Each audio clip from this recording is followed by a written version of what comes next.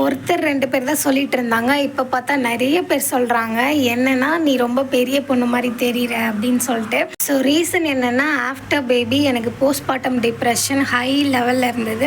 என்னோட ஹஸ்பண்ட்க்கு அத மேனேஜ் பண்ணவே தெரியல. இன்னும் 2 தான் பிபி ஏத்தி விட்டாங்க.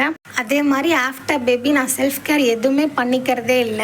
கிடைக்கிற சோப்புல குளிச்சேன், கிடைக்கிற ஷாம்புல தலை கசக்குனேன், அந்த மாதிரியே போயிட்டு இருந்தது. இதே மாரியே போயிட்டு இருந்தா சரி வேலைக்கு ஆவாது. சரி பட்டி டிங்கரிங்லாம் பார்த்து பேட்ச் ஒர்க்லாம் பண்ணலாம் நம்ம ஃபேஸில் அப்படின்னு சொல்லிட்டு ஃபஸ்ட்டு வந்து ஐப்ரோ த்ரெட் தான் பண்ண போயிருந்தேன். கிட்டத்தட்ட 1.5 வருஷம் கழிச்சு நான் ஐப்ரோ த்ரெட் பண்ணுறேன். அதுக்கு முன்னாடி ரெகுலராக பண்ணிட்டு இருந்தேன். பக்கத்தூருக்கு நடந்தே போயிட்டு ஐப்ரோ த்ரெட் பண்ணிட்டு வந்தேன். ஸோ எனக்கு துணையாக நம்ம தலைவர் திலீபன் தான் வந்திருந்தாரு. நல்லா கதை பேசிக்கிட்டு நல்ல ரோட்டை நல்லா அளந்து நடந்துக்கிட்டு ஜாலியாக போயிட்டு வந்தோம். ஒரு சைடு ஒரு மாதிரியே, இன்னொரு சைடு வந்து அதிகமாக முடியை எடுத்துட்டாங்க. அதே மாதிரி அவங்க பண்ணி முடிச்சுட்டு தான் என்கிட்ட காமிச்சாங்களே, அதுக்கு நடுவில் காமிக்கல. அதே மாதிரி க்ரீம் தடவுறதுக்கு பதிலாக ஸ்க்ரப்பை தடவி விட்டாங்க.